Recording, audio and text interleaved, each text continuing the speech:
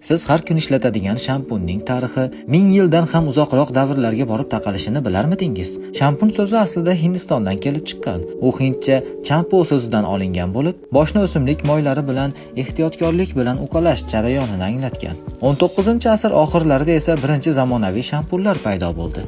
O'sha paytda ular bugungidek suyuq emas, balki kukun shaklida sotilgan. Qiziq tomoni shundaki, inson boshida o'rtacha 100 mingga yaqin soch tolasi mavjud. Har kuni 50-100 ta sochni to'kilishi esa mutlaqo tabiiy holat hisoblanadi. Bosh terisi esa doimiy ravishda yog' ishlab chiqaradi. Bu yog' sochlarni himoya qilish uchun kerak.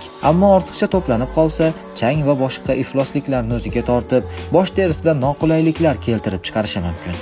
Aynan shu sababli shampunning asosiy vazifasi nafaqat sochlarni, balki bosh terisini ham tozalashdan iborat. Shampun tanlashda esa eng muhim qoida uni soch va bosh teringiz turiga mos bo'lishidir.